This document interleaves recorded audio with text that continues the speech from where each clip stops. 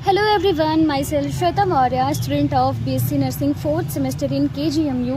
तो अगर आप ABVMU, KGMU, UP CNET या फिर UP BSc nursing entrance exam 2024 की प्रिपरेशन कर रहे हैं और अगर आप नर्सिंग एप्टीट्यूड के कुछ लेक्चर्स ढूंढ रहे हैं तो मैंने नर्सिंग एप्टीट्यूड की एक सीरीज़ स्टार्ट की है जिसमें आपके जो इम्पोर्टेंट टॉपिक्स हैं, इम्पोर्टेंट चैप्टर हैं, उसको मैं लेने वाली हूँ। उस सीरीज़ में आज ये दूसरा चैप्टर है, दूसरा लेक्चर है आपका। और आज के लेक्चर का टॉपिक है वाइटल साइंस।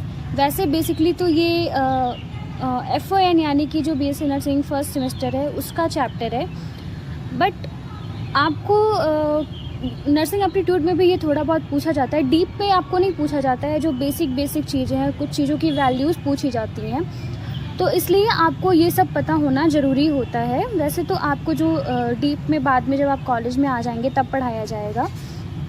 तो अभी स्टार्ट करते हैं हम वाइटल साइंस। वाइटल साइंस का मतलब होता है महत्वपूर्ण संकेत, इम्पॉर्टेंट जो हम साइन बोलते हैं। तो वाइटल साइन क्या होता है कि ये ऐसे इम्पॉर्टेंट साइन होते हैं, क्रूशियल साइन होते हैं, जो कि आपके जो बॉडी है उसकी बेसिक जो फंक्शनिंग है उसके बारे में बताते हैं। जो आपके बॉडी में वाइटल ऑर्गन्स हैं उनकी फंक्शनिंग क्या है, उनकी कंडीशन क्या है, उसके बारे में आपको बताते हैं। वाइटल ऑर्गन्स जैसे आपका हार्ट हो गया, ब्रेन हो गया, तो इन सब की कंडीशन क्या है उसको ये बताते हैं वाइटल साइंस। वाइटल साइंस में मेनली आपकी 4 चीज़ें आती हैं। सबसे पहला है टेम्परेचर, दूसरा है पल्स, तीसरा है रेस्पिरेशन और चौथा है ब्लड प्रेशर। एक 5वां भी वाइटल साइन होता है पेन, बट अभी आपको ये सब पढ़ने की ज़रूरत नहीं है, आप बाद में आओगे तो आपको पढ़ाया जाएगा। आपके कौन कौन से वाइटल साइंस हैं? मेनली 4 हैं, टेम्परेचर, पल्स, रेस्पिरेशन और ब्लड प्रेशर। जो वाइटल साइंस होते हैं वो आपके जो बॉडी की फिजियोलॉजिकल स्टेटस है, मतलब फिजियोलॉजी क्या है आपके बॉडी की, उसके बारे में हमें इंफॉर्मेशन प्रोवाइड करते हैं। और आपके जो बॉडी की करंट कंडीशन है, फंक्शनिंग क्या है, उसके बारे में हमको इंफॉर्मेशन प्रोवाइड करते हैं। मतलब ये जो बेसिक फंक्शनिंग है, यानी कि आपको फीवर है, यानी आपकी पल्स क्या है, आपका BP क्या है, तो ये जो बेसिक चीज़ें होती हैं जो कि हर वाइटल ऑर्गन से रिलेटेड होती हैं, उसके बारे में आपको बताते हैं। सबसे पहला हम स्टार्ट करते हैं टेम्परेचर से। टेम्परेचर तो जो बॉडी का जो मेनली टेम्परेचर होता है वो हीट प्रोड्यूस करने और हीट लॉस्ट करने के बीच का बैलेंस होता है। तो टेम्परेचर आपको टच करने से पता चल जाता है कि कौन सी बॉडी गर्म है, कौन सी ठंडी है। तो ऐसा फीवर भी होता है, जब भी आपकी बॉडी गर्म होती है तो आपको पता चल जाता है कि फीवर है। टेम्परेचर मतलब आपको जब बॉडी का टेम्परेचर नापना होता है तो कई रीजन्स होते हैं बॉडी में जहाँ से आप टेम्परेचर नाप सकते हैं। सबसे पहला है ओरल। तो देखो यहाँ पे कॉलम बना हुआ है, सबसे पहले में बॉडी रीजन दिया है और देन टेम्परेचर डिग्री सेल्सियस में है, देन टेम्परेचर फ़ारेनहाइट में है। सबसे पहला जो बॉडी का रीजन है वो है ओरल, और डिग्री सेल्सियस में इसका नॉर्मल टेम्परेचर होता है 37 और फ़ारेनहाइट में होता है 98.6 डिग्री फ़ारेनहाइट। ये नॉर्मल आपका टेम्परेचर दिया हुआ है। देन हम रेक्टल की बात करते हैं। रेक्टल में आपका जो टेम्परेचर होता है वो थोड़ा सा बढ़ा हुआ आता है 0.6 डिग्री सेल्सियस। तो रेक्टल का हम अगर डिग्री सेल्सियस में देखेंगे तो 37.6 डिग्री सेल्सियस हो जाता है और फ़ारेनहाइट में 99.6 हो जाता है। देन तीसरा है एक्सिलरी। अगर एक्सिलरी से आप टेम्परेचर लेंगे तो सबसे पहला हम डिग्री सेल्सियस की बात कर लेते हैं, तो थोड़ा सा टेम्परेचर उसका ओरल से कम होता है और रेक्टल से भी ऑब्वियसली कम हो जाएगा। फिर एक्सिलरी का नॉर्मल टेम्परेचर होता है 36.4 और फ़ारेनहाइट में बात करें तो 97.6। तो इसमें आपको बेसिकली जो नॉर्मल टेम्परेचर, वैसे अगर नॉर्मल टेम्परेचर पूछ रहा है तो उसमें आपको ओरल का ही बताना है, यानी कि 37 डिग्री सेल्सियस, और फ़ारेनहाइट में पूछे तो 98.6 फ़ारेनहाइट। तो अगर आपके एग्ज़ाम में पूछता है कि नॉर्मल बॉडी का टेम्परेचर कितना है, तो आपको कंफ्यूज नहीं होना है कि कौन सा रेक्टल या एक्सिलरी। बेसिकली आपको ओरल का लिखना है 37 डिग्री सेल्सियस। देन आपका आता है जो यूनिट्स होती हैं कुछ सेल्सियस से फ़ारेनहाइट में चेंज करने की और फ़ारेनहाइट से सेल्सियस में चेंज करने की। तो ये सब तो आपने फिजिक्स और केमिस्ट्री में भी पढ़ा होगा एंड इससे रिलेटेड बेसिक क्वेश्चंस भी आ जाते हैं। सेल्सियस से फ़ारेनहाइट में चेंज करने के लिए आपका जो फार्मूला होता है वो F = 9/5 देन डिग्री सेल्सियस में जो वैल्यू होती है +32। ये हो गया आपका सेल्सियस से फ़ारेनहाइट में चेंज करने का फार्मूला। उसके बाद अगर फ़ारेनहाइट से सेल्सियस में चेंज करना है तो उसका फार्मूला होता है C = 5/9 और देन डिग्री फ़ारेनहाइट में जो वैल्यू है -32। तो ये दोनों आप फार्मूला अच्छे से याद करिएगा, बेसिक क्वेश्चंस भी आ सकते हैं इस पे, तो इसको तैयार रखिएगा। अब हम पढ़ लेते हैं फीवर। तो फीवर ऑब्वियसली टेम्परेचर से ही रिलेटेड है। जब भी बॉडी का टेम्परेचर ज़्यादा होता है तो आपको पता लग जाता है कि फ़ीवर आपको हुआ है। तो इसकी भी डेफिनेशन ये है कि जब बॉडी का टेम्परेचर नॉर्मल यानी कि 37 डिग्री सेल्सियस से ज़्यादा होता है तो उस कंडीशन को हम फीवर कहते हैं। इसको हम हाइपरथर्मिया भी कहते हैं और पायरेक्सिया भी कहते हैं। वैसे तो इसकी अलग अलग कैटेगरी है, जब आप आएंगे बाद में पढ़ेंगे, बट अभी आप इतना देखो कि फ़ीवर को हाइपरथर्मिया और पायरेक्सिया भी बोलते हैं। उसके बाद दूसरा आता है पल्स। पल्स आपका सेकेंड वाइटल साइन है। जो पल्स होता है वो हार्ट से रिलेटेड होता है। जो हार्ट की रेट होती है और रिदम होती है वो आपका पल्स के थ्रू पता चल जाता है। सीधे सीधे बात करें तो जो पल्स है वो आपका कार्डियोवैस्कुलर स्टेटस यानी कि जो आपका हार्ट की कंडीशन है उसके बारे में डेटा प्रोवाइड करता है। तो आपने ईसीजी देखा होगा, ईसीजी मशीन या फिर किसी का हार्ट का ईसीजी होता है तो वो पेपर पे निकल के आता है।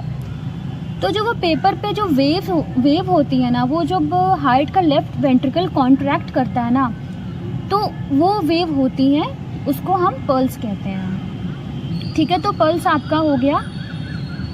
वैसे पल्स अगर आप देखें तो कई साइट्स होती हैं पल्स लेने की, 7-8 साइट्स होती हैं, बट उसको पढ़ना नहीं है आपको। मेनली आपका जो रेडियल होता है, रेडियल आर्टरी होती है, वहीं से आप अपना पल्स लेते हैं। बात करें नॉर्मल पर्सन की, तो पल्स की जो रेंज होती है नॉर्मल पर्सन के लिए वो होती है 60 to 100 बीट्स पर मिनट। तो 60 to 100 अगर बीट्स पर मिनट है तो ये नॉर्मल पल्स होती है, और अगर इससे ज़्यादा या कम है तो वो एबनॉर्मेलिटी को बताता है। देन हम देखते हैं टैकीकार्डिया। तो जब भी आपका हार्ट रेट नॉर्मल से ज़्यादा यानी कि 100 बीट्स पर मिनट से ज़्यादा हो जाता है तो उस कंडीशन को हम टैकीकार्डिया बोलते हैं। और यही अगर आपका जो पल्स है वो 60 से कम हो जाए यानी कि जो मिनिमम वैल्यू है उससे भी कम हो जाए तो इस कंडीशन को हम ब्रैडीकार्डिया बोलते हैं। सो ये टर्म्स आपसे पूछे जा सकते हैं, टैकीकार्डिया क्या होता है, ब्रैडीकार्डिया क्या होता है, तो इसको आप देख लीजिएगा। तीसरा जो वाइटल साइन है वो है रेस्पिरेशन। अब हम रेस्पिरेशन के बारे में बात करते हैं। तो देखो रेस्पिरेशन क्या होता है, इसमें मेनली 2 कंडीशंस होती हैं, एक्सपिरेशन और इंस्पायरेशन। इसमें जो आपका ऑर्गन है, वाइटल ऑर्गन, वो होता है लंग्स के थ्रू आपका रेस्पिरेशन की प्रोसेस होती है।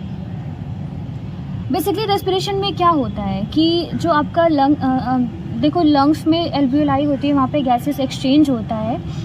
तो वहाँ पे जो एल्वियोलाई है वो ब्लड से ऑक्सीजन का एक्सचेंज करती हैं, वहाँ से ऑक्सीजन एक्सचेंज होती है, देन आपके टिश्यूज़ तक जाती है। टिश्यूज़ में भी जो आपके टिश्यू होते हैं वो ब्लड से कार्बन डाइऑक्साइड एक्सचेंज करते हैं। इस तरह आपका ऑक्सीजन और कार्बन डाइऑक्साइड का ट्रांसफ़र होता है, एक्सचेंज होता है, और देन कार्बन डाइऑक्साइड आपका एक्सपिरेशन के थ्रू बॉडी से बाहर निकल जाती है। बात करते हैं नॉर्मल रेस्पिरेशन, तो 16 to 24। देखो ये वैल्यू हर जगह अलग अलग दी हुई है, बट जो हमारे यहाँ बिल्कुल सही माना जाता है वो है 16 to 24। अगर 16 to 24 के बीच में आपका रेस्पिरेशन है तो वो नॉर्मल होता है। अगर इससे ज़्यादा है, यानी कि 24 ब्रीथ पर मिनट से भी आपका ज़्यादा है रेस्पिरेशन, इस कंडीशन को हम बोलते हैं टैकिपनिया। सो टैकिपनिया क्या होता है कि अगर आपका जो रेस्पिरेटरी रेट है वो 24 से भी ज़्यादा होता है तो इसको टैकिपनिया कहते हैं। और दूसरी कंडीशन है ब्रैडीपीनिया।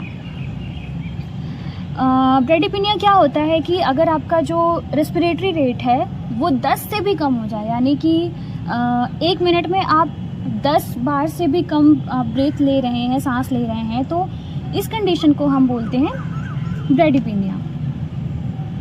तो इसको भी आप जो टर्म्स हैं उसको याद, टैकिपनिया और ब्रैडीपीनिया क्या है इसको आप याद रखिएगा।